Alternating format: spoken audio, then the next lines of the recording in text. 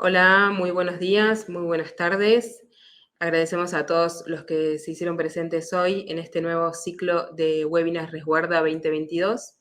En esta oportunidad vamos a conversar sobre ciberseguridad y cómo integrarlo en un programa de compliance. Gracias.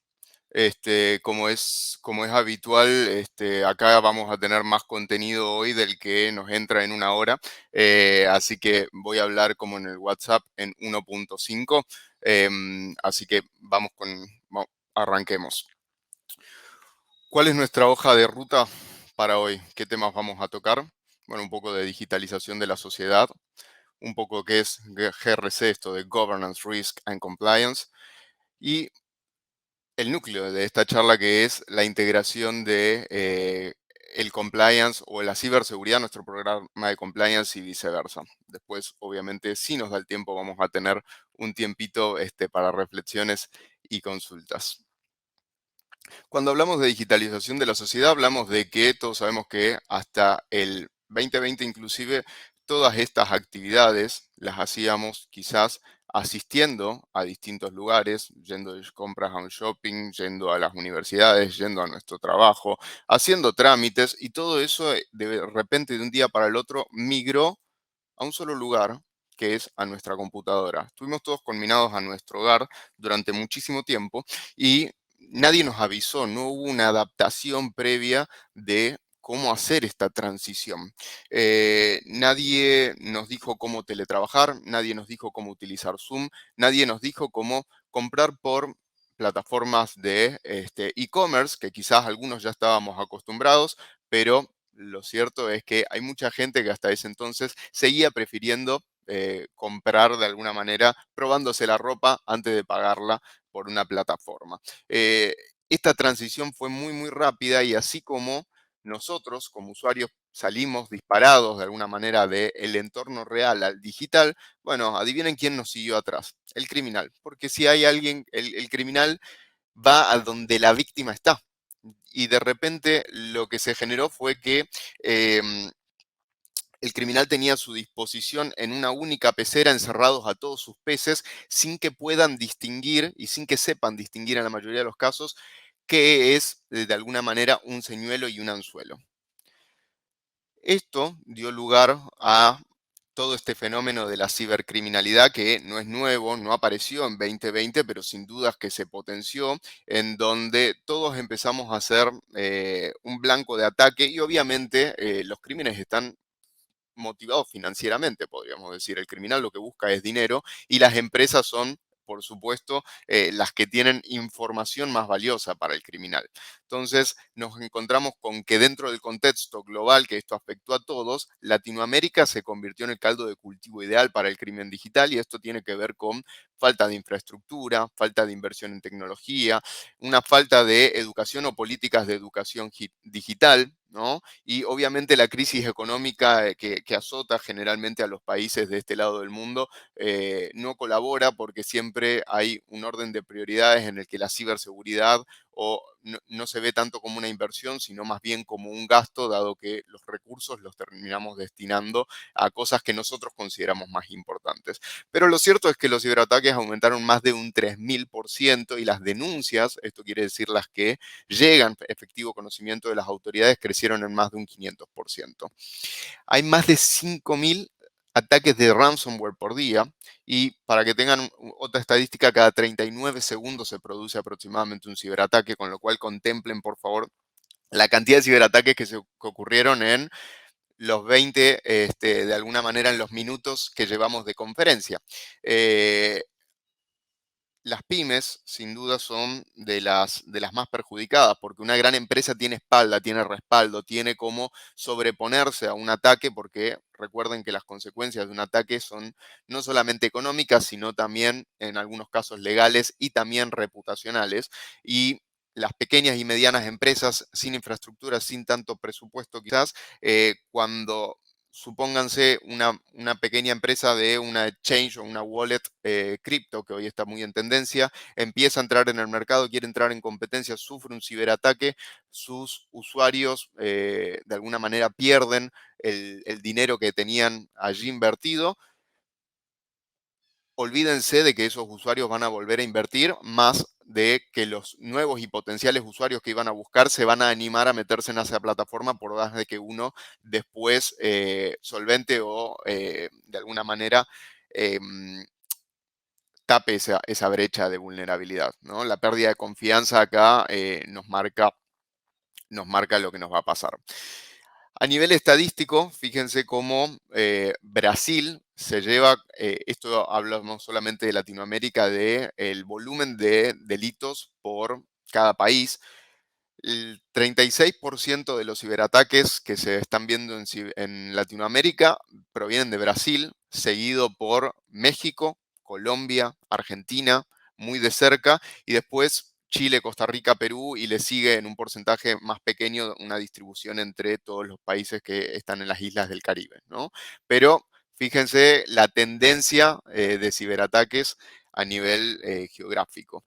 La forma de que tenemos de justamente hacer frente a esto es mediante lo que nosotros llamamos la implementación de un programa de ciberseguridad, y la mayoría de los que nos están escuchando acá deben estar más de alguna manera em, familiarizados con el término de GRC, porque al fin y al cabo la ciberseguridad forma parte de la gestión del riesgo tecnológico, por supuesto. Y el GRC, que hablamos de Governance, Risk and Compliance, que son estos de alguna manera conceptos clásicos para quienes estamos en el entorno corporativo y sobre todo para quienes trabajan en empresas desde medianas hacia grandes, y que esto hoy hay una tendencia también mutante hacia el ESG, que no nos vamos a meter en este webinar, pero de alguna manera estos tres focos se complementan entre sí, y la unión de estos tres es lo que de alguna manera le permite a las organizaciones alcanzar sus objetivos disminuyendo cualquier tipo de perjuicio. El gobierno de la organización,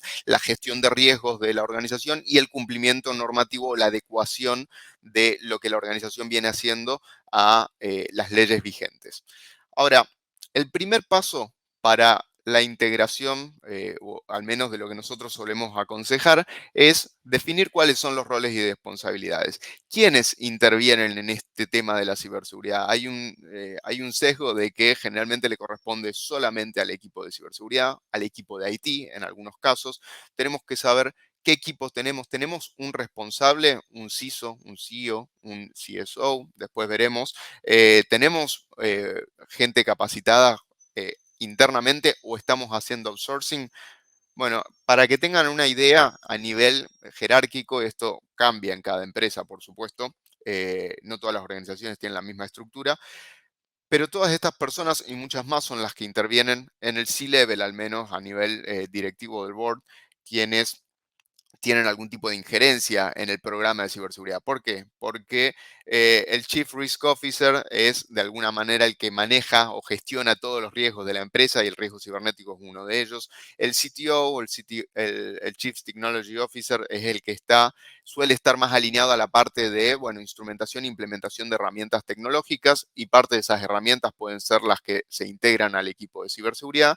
Y debajo ya vienen, a la izquierda van a ver cuáles son los puestos que están más alineados, ¿no? El Chief Information Security Officer, el Chief Information Officer, el Security Officer y el Chief Compliance Officer, por supuesto, están muy involucrados, pero no podemos dejar afuera a el sector financiero, el sector legal, el sector de marketing, entre otros, porque cada uno juega un rol distinto. El financiero es el que nos va a habilitar el budget o nos va a decir cuánto dinero podemos invertir, y al que le vamos a tener que convencer de que nos permita invertir en ciberseguridad. El de legales va a ser el encargado de redactar las cláusulas específicas que tenemos que incluir en los contratos, o también revisar aquellas que nos manden respecto de si un cliente nos pone una cláusula para cómo estamos cuidando nuestra seguridad, nos quiere imponer responsabilidad, algún tipo de multa, lo tenemos que revisar. El compliance officer va a ser el que va a estar a cargo de decir, bueno, en qué países, vamos a ver que en colaboración con otros departamentos, pero cuáles son las jurisdicciones que nos alcanzan, cuáles son las normativas que tenemos, con las que tenemos que cumplir, y así, ¿no? Y después, hablando ya de equipo interno, en ciberseguridad se habla de una especie, hay como un arco iris de equipos en donde se habla de Red Team, Blue Team, Purple Team y después colores secundarios, en donde hablamos de seguridad ofensiva, seguridad defensiva y los equipos que de alguna manera van complementándose desde el desarrollo, desde el diseño, desde la gestión o el management y desde el compliance. En este tema no se preocupen porque cada una de las cosas que vamos a ir viendo o tocando por encima en este webinar, después vamos a hacer webinars específicos profundizando en cada uno de estos temas. Ahora, tenemos equipo o tenemos al menos el responsable y sabemos que hay cosas que tenemos que delegar y tercerizar. Ahora, ¿cómo sabemos qué regulaciones nos alcanzan? Como para saber qué tenemos que implementar después. Lo primero que tenemos que saber es, bueno, ¿en dónde estamos parados? Y en dónde estamos parados hablo en qué jurisdicción estamos, que va más allá del territorio en el que operamos, sino también en dónde están nuestros clientes y usuarios. Estamos, por ejemplo, manejando o tratando datos de ciudadanos europeos. Bueno, en ese caso seguramente tendremos que cumplir con el famoso GDPR. Estamos tratando con datos de ciudadanos de California. Bueno, tendremos que aplicar la California Consumer Privacy Act y así respectivamente dependiendo no solamente de dónde estemos, sino también en dónde operemos. ¿De qué industria somos? Somos una infraestructura crítica, esto es, aquellas infraestructuras o industrias que brindan servicios y de alguna manera que caigan o que queden fuera de operatividad, generaría un daño generalizado a toda la sociedad, ¿no? Hablamos de la industria de la energía, de la industria del transporte, de las telecomunicaciones, de la industria de la salud, en la industria de los alimentos, etcétera, etcétera. Somos una entidad financiera que forma parte también, obviamente, de las infraestructuras críticas y acá las entidades financieras generalmente tienen una regulación muy fuerte por parte de los bancos centrales de cada uno de los estados y el último apartado de datos de la salud viene porque son datos, los datos de los pacientes, historias clínicas, condiciones médicas, bueno, son datos que tienen una sensibilidad especial que demanda de alguna manera otros cuidados y hay frameworks específicos que ya vamos a ver a los que se deberían adecuar. Y después, finalmente, qué tipo de información manejamos en cuanto a su sensibilidad y a su criticidad. Ahora, para determinar qué regulaciones nos alcanzan, yo hablé antes de que, bueno, es el equipo de compliance el que se encarga de esto. Ahora, ¿con la ayuda de quién? Acá interviene tanto compliance, legales, IT, como el equipo de seguridad para tener muy claro, de alguna manera, es compliance y legales quienes nos pueden ayudar con temas más normativos, pero ellos van a depender de los inputs que les den de los equipos más técnicos, por supuesto, en cuanto a tipos de datos, procesamiento, etcétera. Lo segundo que tenemos que hacer una vez que ya sabemos, bueno, cuáles son las regulaciones que nos alcanzan y dentro de esas regulaciones empiezan a haber un montón de requisitos, de controles, a veces son cuestiones más generales como las que vienen en la mayoría de las leyes de protección de datos personales, en donde se impone un deber genérico de seguridad de la información, porque si se va por algo muy específico, no se puede adaptar a los distintos tipos de negocio, ¿no? Yo no le puedo exigir el mismo, que implemente la misma tecnología o el mismo nivel de ciberseguridad a una entidad financiera que a un pequeño comercio y ambos quizás están alcanzados por normativas similares, sacando las específicas. Entonces, acá entran a jugar los frameworks que nos dan una mano como para agilizar y facilitar el proceso y que nos empiezan a dar como una especie de paso a paso o manual de instrucciones para empezar a implementar la ciberseguridad en nuestra organización. Tenemos frameworks genéricos como la ISO, la familia 27001, que hay como más de 60 normas de ISO de la familia 27000, perdón, la 27001 de objetivos de control de seguridad, implementación de los controles, seguridad en la nube, riesgos en la cadena de suministros, recolección, almacenamiento y manejo de evidencia digital, etcétera. Sí, hay un montón. El framework NIST es de alguna manera el que para mí está en segundo puesto de los más adoptados y los más aceptados también. A nivel comercial hay muchos proveedores que van a demandar que tengamos alguno o varios de los SOC, COSO, IASME, COVID. Cada uno tiene sus particularidades. IASME es de alguna manera un poco más simplificado, pero después podemos hacer webinars y seguramente los haremos específicos como para adentrarnos en cómo saber cuál tengo que adoptar. Lo importante que quiero que se queden en esta charla es que los frameworks le van a dar una gran mano para, de alguna manera, organizar y saber por dónde empezar. Después tenemos frameworks más específicos dependiendo en qué industria estamos. PCI DSS para quienes de alguna manera traten datos de tarjetas de créditos de usuarios, para la industria financiera suele aplicar. IPA en la industria de la salud es un framework de los Estados Unidos que pone controles no solamente de privacidad, sino también de ciberseguridad, claro, de ciberseguridad. SOTS y finalmente la regulación muy fuerte y con mucha presión de los bancos centrales dependiendo de cada jurisdicción. Y finalmente ya tenemos los frameworks o los requisitos propios de normativas en base a territorio. Y acá hablamos del GDPR, de la Ley General de Protección de Datos de Brasil, de la de California, PIPEDA en Canadá, y después cada uno de nuestros países. En México hay una normativa específica de protección de datos, en Argentina hay otra, y así sucesivamente. Una vez que tenemos esto, empezamos con lo que se conoce como la gestión del riesgo. La gestión y la evaluación del riesgo, que imagínense que van al médico y le dicen, esto es algo que nos pasa muy seguido, dicen, bueno, quiero contratar tal cosa de ciberseguridad para mi empresa. Y uno cuando va al médico no le dice al médico qué es lo que uno quiere tomar.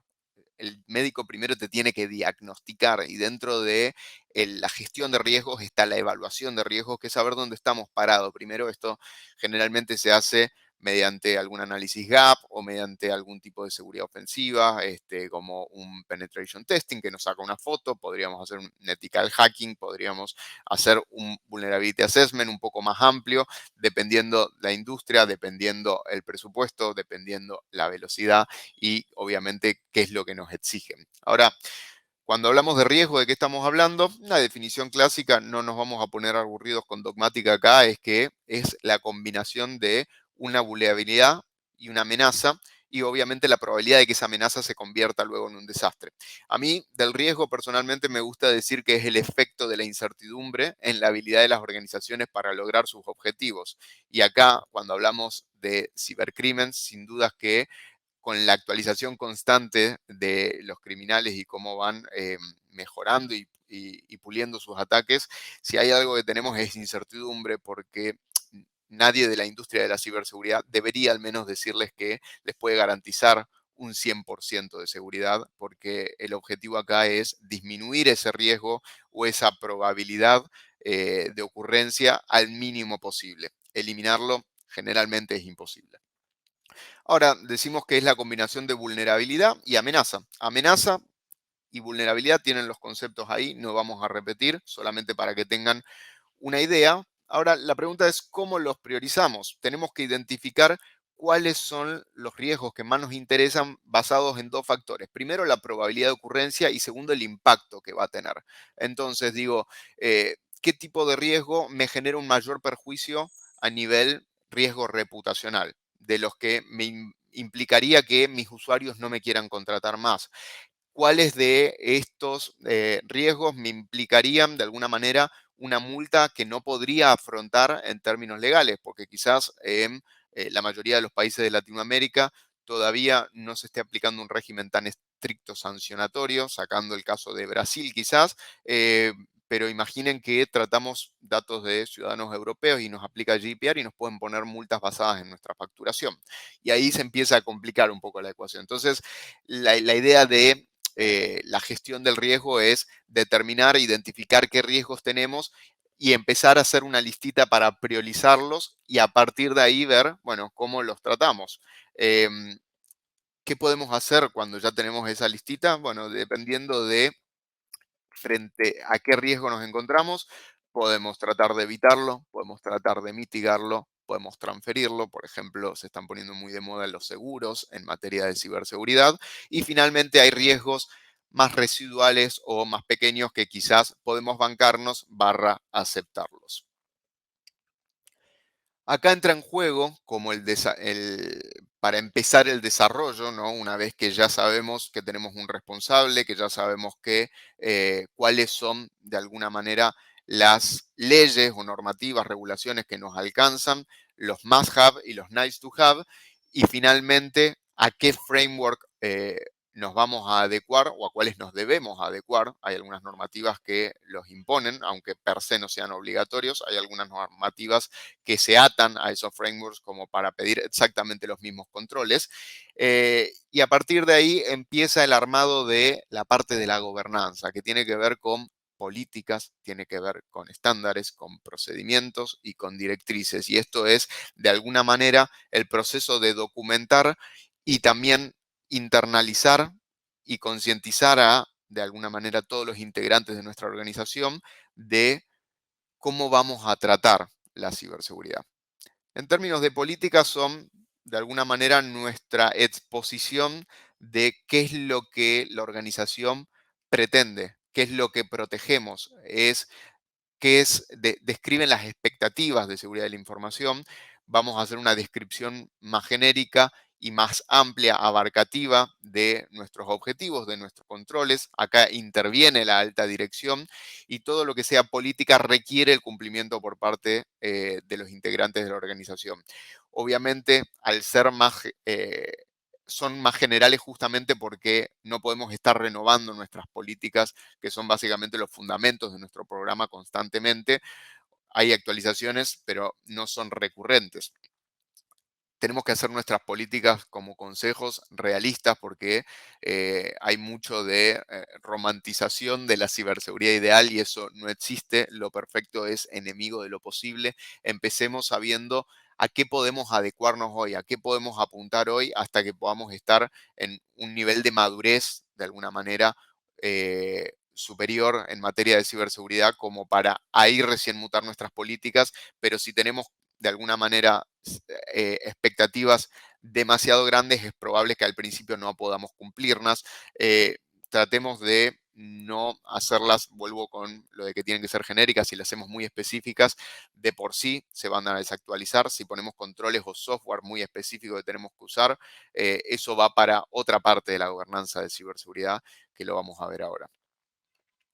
Los estándares bajan un escalón de alguna manera y ya son los requisitos que están relacionados con la implementación de las políticas que fijamos antes. Entonces, tienen un proceso obviamente que es menos riguroso, siguen siendo obligatorias, su vida útil es más corta porque las actualizamos constantemente. Y acá, por ejemplo, el estándar es, bueno, ¿qué estándar de contraseñas voy a tener?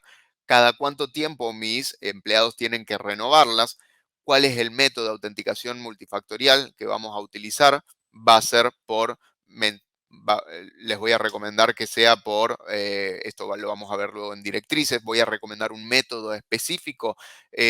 Finalmente, para los que están trabajando de forma remota, ya sea en su casa o están de viaje, están en un aeropuerto, en un café, tienen que conectarse a través de una VPN, a través de cualquier VPN.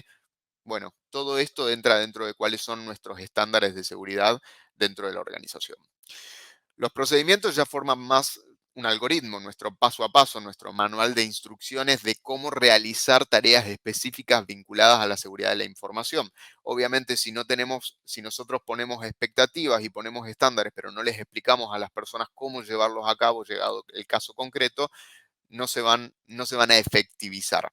Acá es, bueno, por ejemplo, ¿cómo vamos a actuar frente a un incidente? Fuimos víctimas de un ransomware, nos bloquearon el sistema, nos están pidiendo una recompensa, vamos a pagar, no vamos a pagar, vamos a negociar, tenemos copias de seguridad, eh, cómo las hacemos, en dónde las hacemos, cómo hacemos due diligence de nuestros proveedores, contratamos a cualquiera, no le pedimos ningún tipo de información vinculada a cómo protegen ellos la información. Hay muchos ataques conocidos como ataques de cadena de suministro, los supply chain attacks. Bueno, entonces se torna esencial tener un procedimiento de validación de cómo está implementando el otro la seguridad, entre otros. Ahora, de procedimientos ya vamos al último escalón, que son las directrices, y acá empieza más el tipo consejo, ¿no? Esto no es obligatorio para nuestros integrantes, obviamente es muy, muy recomendable para todos los que integran la organización. Y por ejemplo bueno, les recomendamos cómo gestionar la privacidad en sus redes sociales. Les recomendamos, en vez de tener 150 millones de contraseñas anotadas en una nota o en un papelito, tengan un gestor de contraseñas. Podemos recomendar cuál. Podemos de repente hasta proveer ese gestor como para facilitar o asegurarnos de que esa directriz va a estar lo más cercano al ideal. La utilización de la autenticación multifactorial por software, por una aplicación, en lugar de por línea telefónica, considerando de que el SIM swapping hoy es una tendencia, y que sea una tendencia implica que el criminal se puede hacer con la línea del usuario y a partir de ahí hacerse con el segundo factor de la mayoría de sus cuentas. Eh, Estos son algunos ejemplos de directrices. Acá el consejo es: busquen prevenir riesgos personales de la gente, no tanto a nivel corporativo. Este es un tip directo para las directrices. ¿Por qué? Porque las directrices son los que les permite a los usuarios construir hábitos de higiene digital, y cuando el usuario adopta este tipo de hábitos, se acostumbra y lo hace parte natural de su día a día y de su actuación, bueno, esos buenos hábitos de higiene los va a trasladar inevitablemente y por suerte al entorno laboral. Y ahí entra en juego el hardening de usuarios, ¿no? El que cuidemos y que sepan cuidarnos también nuestros empleados, porque la ciberseguridad es una cadena en la que el eslabón más débil es quien marca su fortaleza. Nosotros, si solamente capacitamos, concientizamos y entrenamos al directorio o a hasta determinado, a la gerencia hacia arriba, por ejemplo, pensando de que es más importante cuidar a esa parte de la estructura de la organización, bueno, lo más probable es que nos termine entrando un ataque por quien atiende el teléfono, quien trabaja en la parte administrativa, quien está en contabilidad. Digo, el criminal no siempre busca el pez más gordo para entrar. A veces lo que hace es, va por lo seguro, va a quien es más fácil que caiga en la trampa. Entonces, acá es importante tener en cuenta de que todos y cada uno de los integrantes de nuestra organización son un eslabón de esa cadena. Si alguno está débil, es por ahí que se va a romper nuestra cadena. Para esto tenemos varias formas de alguna manera, robustecer la seguridad de nuestros usuarios: desde el entrenamiento, ya instruir para que aprendan a protegerse a sí mismos y a la propia organización de amenazas. Y acá hay clases, webinars, programas, certificaciones, hay empresas que ofrecen soluciones automatizadas de e-learning online. Bueno, ¿con qué frecuencia vamos a entrenar a nuestro personal? Cada vez que entra, lo recomendable es que cada vez que entra una nueva persona, a esa persona se le explique cuáles son las políticas, cuáles son los estándares, cuáles son los procedimientos, cuáles son las directrices, porque si no se convierten en papelitos que todo el mundo termina firmando porque es obligatorio, pero nadie entiende qué es lo que está firmando. Entonces, parte de la gobernanza de la ciberseguridad es no solamente tener documentado, sino que la gente que tiene que adecuarse a eso, bueno, sepa cómo hacerlo, entienda el por qué, el para qué, el norte, el cómo.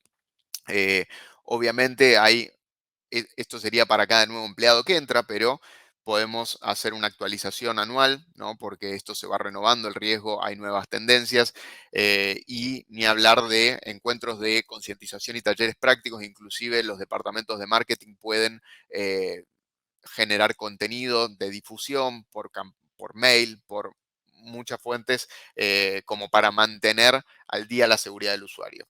Ahora tenemos que saber que dijimos que cada uno de los integrantes de la organización es un eslabón de esta cadena. Ahora, cada uno de estos eslabones tiene necesidades distintas y un background distinto. No es lo mismo concientizar a una persona que tiene 22 años que a una persona que está alrededor de los 60 años. Solamente por de qué generación es y lo que nosotros entendemos que puede ser la habitualidad o la naturalidad con la que maneja la tecnología. Y obviamente cada departamento de la empresa también tiene necesidades distintas, no solo mismo los riesgos que están asociados al departamento de recursos humanos, al de finanzas, al de contabilidad, al de legales. La gente de IT, que uno pensaría que seguramente son los que más saben, y esto es cierto, bueno, por ahí necesitan también capacitación específica, más que nada entrenamiento en cómo, no sé, tendencias de threat hunter, por ejemplo, o de seguridad defensiva, o de uso de nuevas herramientas, de la inteligencia artificial para monitorear la suplantación de identidad, entre otras cosas. Y independientemente del entrenamiento viene la concientización, que esto va muy atado a las directrices y esto tiene que ver con, bueno, cómo le vamos a ayudar a cada uno de los integrantes de la organización a que tengan mejores hábitos de higiene digital. Le tenemos que explicar qué es la ingeniería social, cuáles son de alguna manera, los tipos de ataque que le pueden llegar, hacer simulacros. Hay simulacros de phishing, simulacros de ataques de vishing, smishing. Todos los phishing son todos más o menos lo mismo. Lo que cambia es el medio comisivo, si viene por mail, si viene por teléfono, si viene por un mensaje de texto. En algunos vulnerability assessment, inclusive, hay un intento de intrusión física a la oficina utilizando ingeniería social. Bueno, en todo esto podemos concientizar, educar y entrenar a nuestros integrantes. ¿Cuáles son de alguna manera, como para recapitular, porque no quiero robar mucho más tiempo y vamos a seguir profundizando sobre esto en cada webinar y que me gustaría dejarle un pequeño espacio de preguntas, además de que nosotros les vamos a hacer preguntas a ustedes, es recapitulemos cómo arrancar, ¿no? En dónde deberíamos mirar o qué es lo que nosotros aconsejamos al menos a nuestros clientes. Definamos el responsable y el equipo, si interno, si externo, en qué medida cada uno. Definamos cuáles son las leyes y las regulaciones que nos alcanzan en base a la jurisdicción, a la industria y al tipo de datos o información con la que trabajamos. Elijamos un framework para facilitarnos la vida, dependiendo de si es imperativo o facultativo. Esto quiere decir, tengo la obligación de adecuarme a uno o lo puedo elegir porque la normativa no me impone tipos de controles específicos. Y finalmente, antes de entrar en todo lo de la gobernanza, el diagnóstico inicial, ¿no? El análisis gap, de test de penetración, hacking ético, la evaluación de vulnerabilidades, porque eso de la gestión de riesgos es lo que nos va a permitir saber cuáles son nuestros baches, nuestros huecos de vulnerabilidad por donde un criminal podría entrar. Y recién a partir de ahí, a partir de saber el diagnóstico, bueno, es donde nos podemos empezar a llenar esos baches, empezar a trabajar sobre eso para que cada vez sean menos. Un poquito y después pasamos a una encuesta como para que tengan una idea de cuáles son los próximos temas de los que vamos a seguir profundizando en nuestros, bueno, resguarda, tenemos también una línea de webinars vinculados al compliance, a la línea ética, a gestión de recursos humanos y otros temas, pero en particular nuestro coming soon o nuestro spoiler de lo que se viene en ciberseguridad, me encantaría tener trailers, pero son ya para departamento de legales, cómo elegir un framework, tendencias en threat hunting, el rol del Departamento de Recursos Humanos en la seguridad de la empresa y algo que es muy importante y lamentablemente muy olvidado, que es qué hago si ya me pasó. Un plan, cómo generar y cómo implementar un plan de gestión de incidentes y continuidad del negocio. Así que sin mucho más, acá pueden contactarme por cualquier consulta que tienen escaneando este QR y ahora en unos segunditos el equipo les va a compartir un cuestionario, un par de preguntitas nada más, como para que podamos medir dónde estamos parados y como para que cada uno entienda también cuál es el riesgo más grave o el desafío que está afrontando. Ahí pueden escanear el QR que ven en pantalla con sus teléfonos o bien pueden entrar a www.menti.com, introducen ese código y empiezan a responder. Les damos un minutito como para que lo hagan y volvemos con los resultados para que todos sepan dónde estamos parados a nivel estadístico. No se preocupen que todas las respuestas son confidenciales, no sale el nombre de nadie, solamente generamos estadística.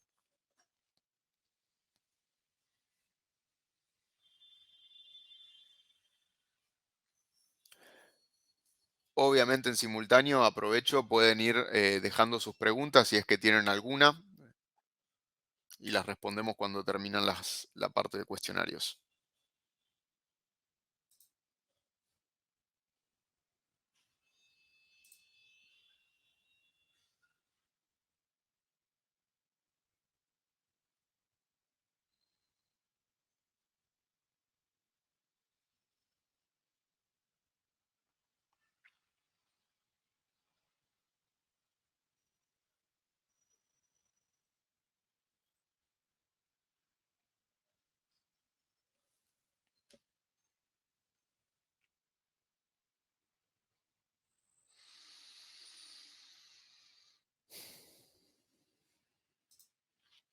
¿Quieren ir mostrando los resultados?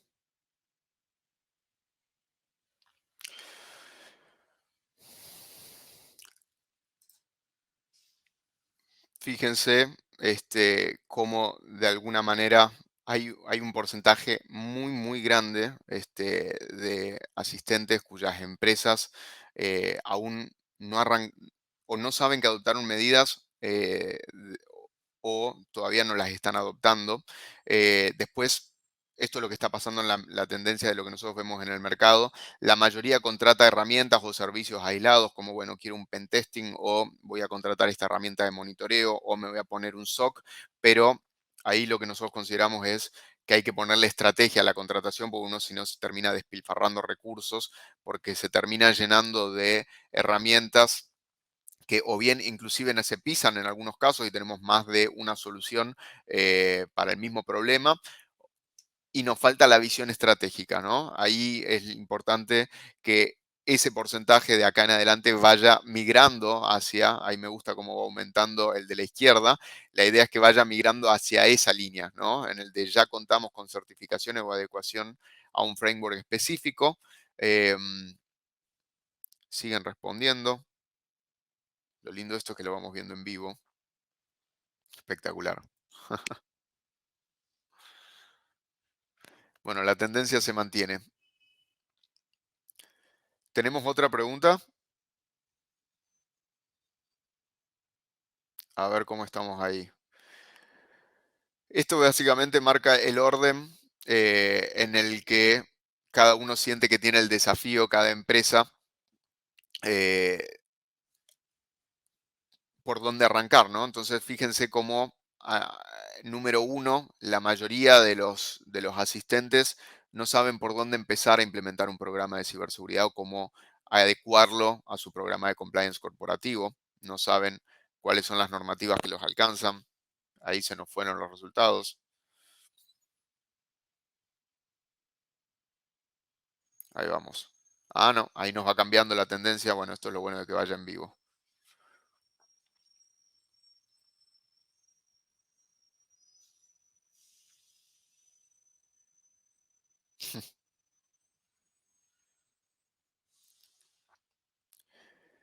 Y si puedo hacer un pronóstico, yo creo que el número 3, se va a terminar desplazando. ¿Ves? Ahí, me están jugando.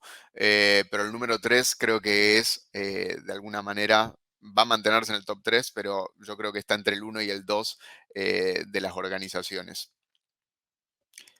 Esto de, bueno, hemos capacitado, pero ¿cómo hemos capacitado? ¿A cuántos hemos capacitado? ¿Hemos capacitado a todos por igual o hicimos capacitación específica para gente de distintas generaciones, gente que tiene distintas responsabilidades, gente que gestiona a nivel operativo distinto tipo de riesgo, con lo cual debería de tener distintos tipos de cuidados? Y fíjense cómo el pronóstico se terminó dando y, pasó al número uno.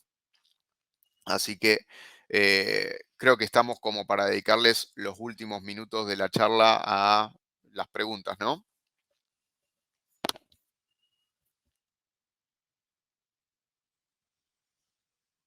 Sin duda, Juan, que nos pregunta si, sería una buena práctica para las empresas que los nuevos colaboradores tengan una guía básica sobre ciberseguridad para prevenir y fomentar buenos hábitos de seguridad. Sin dudas, y esto está alineado con esto de, bueno, tratemos de cuidar al usuario como persona, porque si él empieza a adoptar hábitos en su vida personal, que además está más de alguna manera permeable a recibir esa información porque no siente que está cuidando a la empresa, no siente que está cuidando a otros, sino a sí mismo.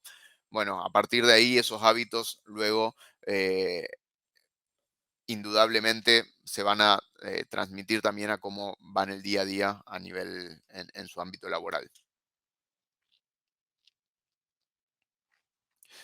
Bueno, acá, en términos de ransomware, es la vedette, ¿no? Es el miedo número uno que tienen, las organizaciones hoy, por lo que genera el ransomware. Para los que no estén en tema, es un ataque que funciona como un secuestro. En lugar de secuestrar a una persona, secuestran un sistema o datos del sistema, y los criminales piden una suma bastante cuantiosa, generalmente de dinero, en concepto de rescate, para devolverla, pero no solo para devolver la información, sino acá lo más importante es que el ransomware se convirtió en una doble o triple amenaza porque el criminal también luego publica o pone a la venta, pone disponible esa información y a partir de que esa información es publicada o es vendida, bueno, nos empiezan a mirar los entes reguladores por haber incumplido alguna normativa vinculada a la protección, a la debida protección de datos personales, ¿no?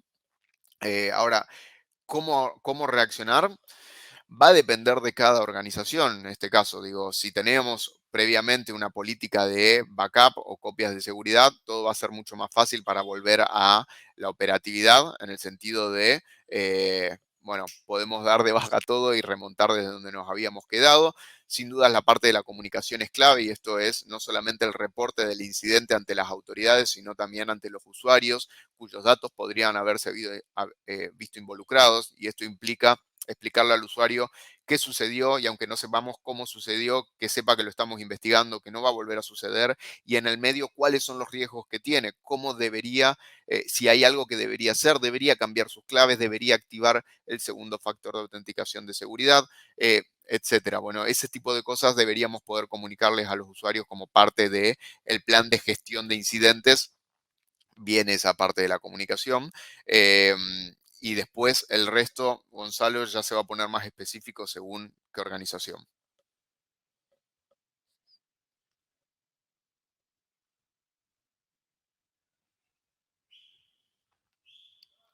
¿Qué responsabilidad le cabe a las empresas proveedoras de un software ante un ataque, por ejemplo Microsoft? ¿Y cómo debería procederse para requerir información a ellos a fin de investigar un ciberataque?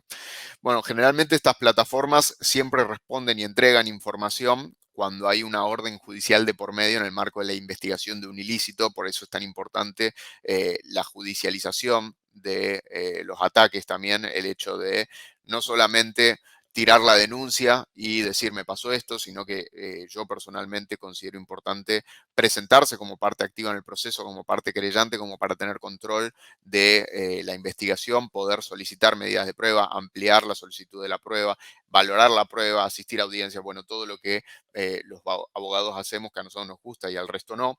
Y en cuanto a responsabilidad, recuerdan el caso de lo que sucedió con SolarWinds, ¿no? Un gran proveedor de soluciones de seguridad, inclusive para organismos del Estado de los Estados Unidos. La responsabilidad acá va a depender de, bueno, cómo sucedió el ataque. Hay que reconstruir el ataque para saber por qué sucedió. ¿Había algún déficit de seguridad que se podría haber evitado o se podía haber previsto y no se hizo por no haber tomado las medidas adecuadas? ¿O fue algo que, como decimos, nosotros somos gestores de riesgos y el riesgo nunca se puede anular al 100%? Lo que sucedió fue parte de ese riesgo residual que podía sucedernos y no pudimos evitar y en ese caso, bueno, va a quedar en la organización que sufrió el ataque y que después determinó que toda su cadena de suministro de alguna manera se vea perjudicada, que pueda demostrar cuáles son las medidas que implementó. Tenía una certificación en ciberseguridad, ya sea por COVID, por ISO, por NIST, por la que sea, la estaba implementando de forma adecuada. Bueno, esos son los parámetros con los que se va a defender la empresa atacada si eventualmente es judicialmente atacada a nivel de responsabilidad.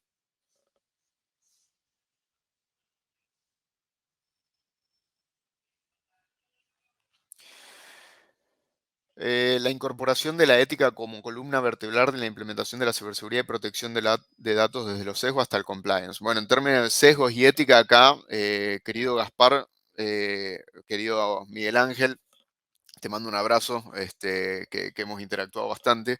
Em, Esto está más vinculado al uso de inteligencia artificial, quizás. Igual hay toda una parte del uso, del uso ético de la ciberseguridad y que está muy vinculado también al ethical hacking o hackeo ético. La ética es un concepto muy subjetivo, ¿no? Lo que es ético para mí quizás no sea ético para otros. Entonces, acá es muy importante que en nuestras políticas, que es en el documento en donde vamos a marcar, cuáles son, es ahí donde podemos meter de alguna manera o involucrar a la ética dentro de cómo implementamos la ciberseguridad a nivel corporativo y obviamente a nivel de protección de datos de los usuarios, y esto inclusive va hasta cómo estamos recopilando datos de nuestros usuarios, ¿no? Los equipos de marketing que se viven matando por los leads y que generalmente toman acciones que podrían de alguna manera no ser ilegales, pero quizás ir en contra de la ética de manipular al usuario para que termine entregando un dato. Bueno, veremos cómo juega eso. Es un problema obviamente que cada vez vamos a ver más seguido.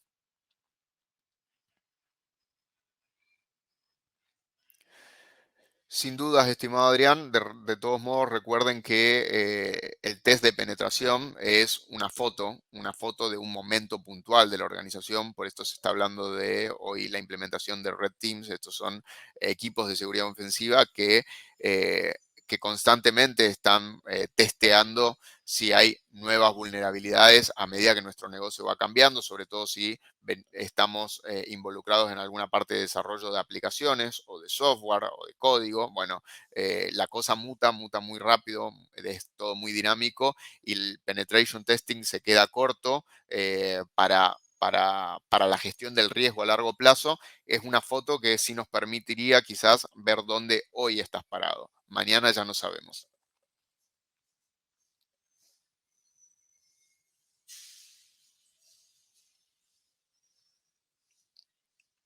Sin duda, Juan, estoy totalmente de acuerdo. Yo creo que la ciberseguridad es algo que se debería enseñar a los chicos en el colegio o desde que tenemos acceso a nuestro primer dispositivo digital. Generalmente hoy en día, lamentablemente también, es mientras nos están cambiando el pañal, ¿no? Los chicos ya tienen un iPad y acceso a Internet desde muy temprano. Y la realidad es que nadie nos da el manual de instrucciones de cómo usar Internet correctamente y pensamos que desde que empiezan a titilar las lucecitas del módem y podemos subir un posteo en Instagram o contestar un correo, ya está todo perfecto. Y la realidad es que hay un montón de cuidados que deberíamos tener y de los que nos deberían alertar desde la parte de la educación, como para que sepamos muy bien cómo utilizar los datos, cómo utilizar Internet y cómo proteger nuestros datos y valorarlos, porque a nivel usuario yo vivo escuchando y seguramente todos los profesionales de la industria aquí presentes también, que a mí no me va a pasar porque yo no soy importante, porque mi información no vale, porque yo no soy famoso, porque yo no soy político.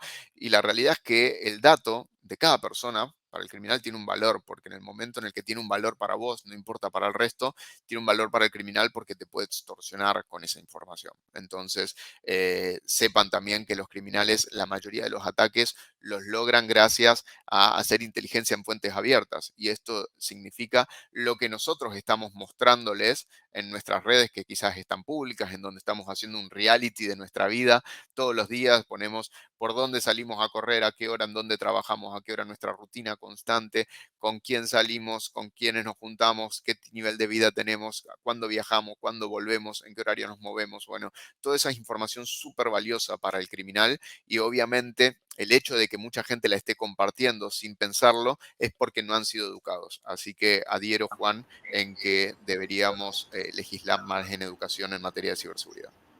Jorge, ahí te vengo a acompañar para mostrarte la última pregunta, si vamos dando cierre. Perfecto. Fernando, estás en el mismo lugar que muchísima gente y no hace falta tener un departamento de ciberseguridad interno. Para eso está el outsourcing y para esto hay tantas empresas que se dedican a la ciberseguridad. Lo importante es reconocerse uno en riesgo. Ese es el paso número uno, saber que a uno le puede pasar porque le está pasando a todo el mundo, de hecho, y el criminal no discrimina. Y la pequeña empresa está todavía más vulnerable que la gran empresa. Y ahí es, bueno, salir a buscar ayuda afuera. Hay que tercerizar la ciberseguridad. Hoy el servicio de CISO as a Service, esto de tener un responsable externo que le ponga cabeza y que le ponga estrategia a la seguridad de nuestra empresa, no importa si es grande, mediana, pequeña, es la clave como para asegurarnos de que a la noche podemos dormir tranquilos, que al otro día nos levantamos y no tenemos todo como se dice, entre comillas, mal técnicamente, pero que tenemos todo hackeado, ¿no? Entonces, la idea acá es reconocernos en riesgo y pedir ayuda si internamente nosotros no podemos. Espectacular, Jorge. Ahí dejamos en el chat, tanto de LinkedIn como de YouTube, tenemos participantes en ambas redes, el link para que pidan el certificado de participación, ahí nos pueden dejar sus datos y van a estar recibiendo el certificado. agradecemos a todos los presentes. Jorge, muchas gracias. A Y ustedes, damos gracias por cierre. dedicar una hora de su mediodía para empezar a aprender a cuidarse y nos vemos en los próximos webinars. Excelente. Buenas tardes para todos. Hasta luego.